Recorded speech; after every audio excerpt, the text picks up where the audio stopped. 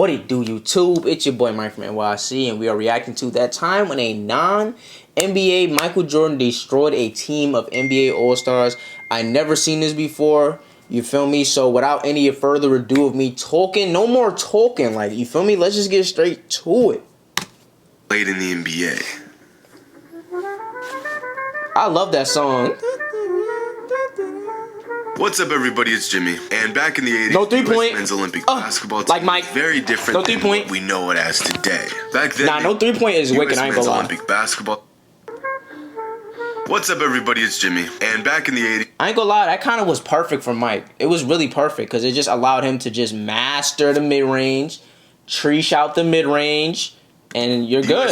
And then every now and then make it very different than what we know it as today. Back then, the Olympic basketball team was made up of only amateur players. In this case, college kids. It wasn't until 1992 when FIBA began to allow professionals to play on Olympic teams, and we were blessed with this roster. But before all that, we had an Olympic team full of college kids. In 1984, the U.S. men's basketball roster was made up of guys like Patrick Ewing, Chris Mullin, Sam Perkins, and other notable college stars. That same summer, a young Michael Jordan was getting drafted by the Bulls as the 3rd overall pick. But instead of being in New York for draft night, Jordan was busy in the gym preparing with the Olympic team. Oddly enough, 2 guys that got cut from the roster were Charles Barkley and John Stockton. This team was legit, but even the best college players in the country were known. How the hell did John Stockton and Charles Barkley get cut from the roster? What the hell? For established NBA players, right? Well, in the summer of 1984, the Olympic team, led by legendary coach Bobby Knight, set out to prove how good this Olympic team really was. Over the course of that July, Team USA was scheduled to play Team NBA 8 times. These were exhibition games that were used as a bit of a practice run for Team USA to build some chemistry and face some tough competition. The NBA team was made up of some names you may or may not recognize. Magic Johnson, Larry Bird, Isaiah Thomas, Kevin McHale, Bill Walton, Danny Ainge, Robert Parrish, James Worthy. Nigga, is it just Celtics? How many Celtics they got on the team? Larry Bird, Isaiah Thomas, Kevin McHale, Bill Walton, Danny Ainge, Robert Parrish, James Worthy, Clyde Drexler, Larry Nance, Michael Cooper, Alex English, and more. That's wild. They were really good. Basically supposed to slap the college kids around a bit, push them harder than they've ever been pushed before at the college level, and get them prepared for the Olympics. It's kind of like when you see Alabama football schedule some relatively small FCS team. What the fuck? Nah, look at my man's right here. Like, you should already know from that point in time right there, it's a wrap. Just to beat up on them. Everyone wins. The big school gets a warm-up run and adds another win to their record, and the small school gets to face competition they usually wouldn't, and more often than not get a very large sum of money for their troubles. The small school is not supposed to win.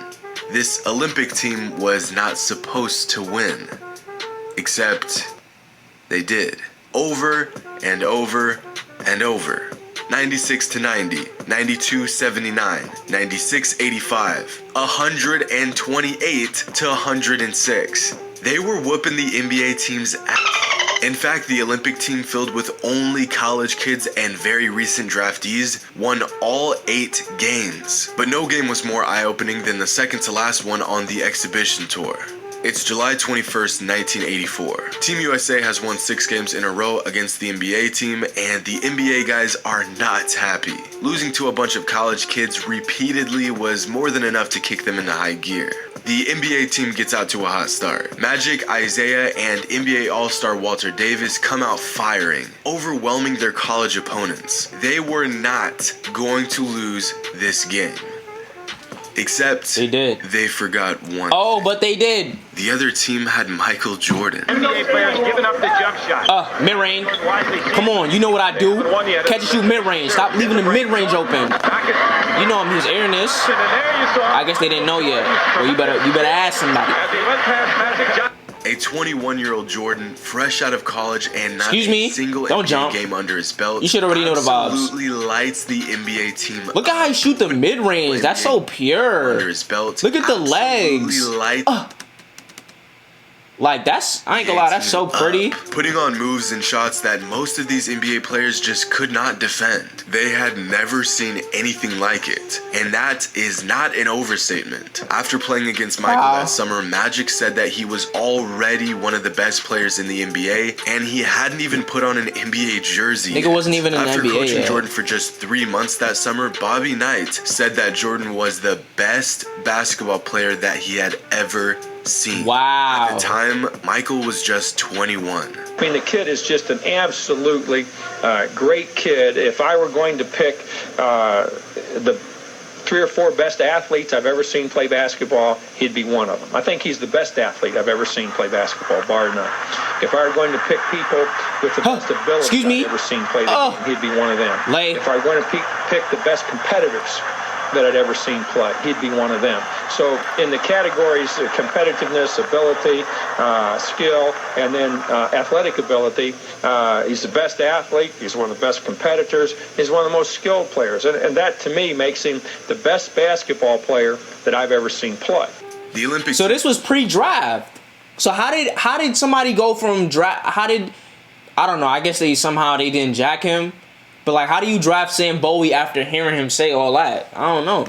To win the game 84-72. Jordan dropped 27. The leading scorer from the NBA team, Walter Davis, with 14. 9 free throws, 9 for 14, busting a ass. They're not showing assists. All right, I guess. Who cares about assists? Isaiah went 2 for 8. He's on clamps. Where's Magic and Bird? We're not gonna just show Magic and Bird.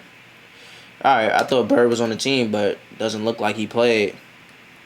The way that a pre-NBA Michael Jordan dominated a group of NBA All-Stars is something we may never see again. Could you imagine if today a college kid was running scrimmages against NBA? I ain't gonna lie, that would be crazy. Like, imagine Anthony Edwards came in rookie, like, before he even got drafted, and was busting up Giannis and Embiid and all of them dudes. Like, that would be like, hey, yo, what?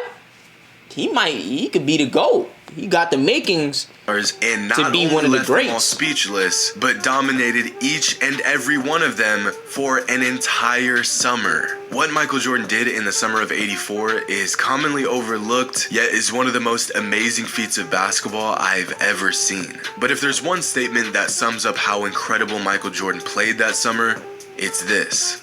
In my opinion, Michael Jordan has the opportunity to become one of the all-time great basketball players in the history of the game. I'm talking about in the class of the Weston Robertson, a Hall of Fame type player.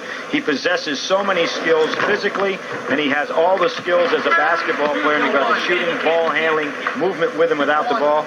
As a kid, that is a fact. I ain't gonna lie, MJ off the rock. MJ moving crazy off the rock, off the down screen, running, catch and shoot mid-range. Like, he got everything. Everything's in the bag, bro. An NBA game. Everything's there. Michael Jordan was already being referred to as one of the best players to ever play the game. That's crazy. Hope you all enjoyed. And as always, until next time.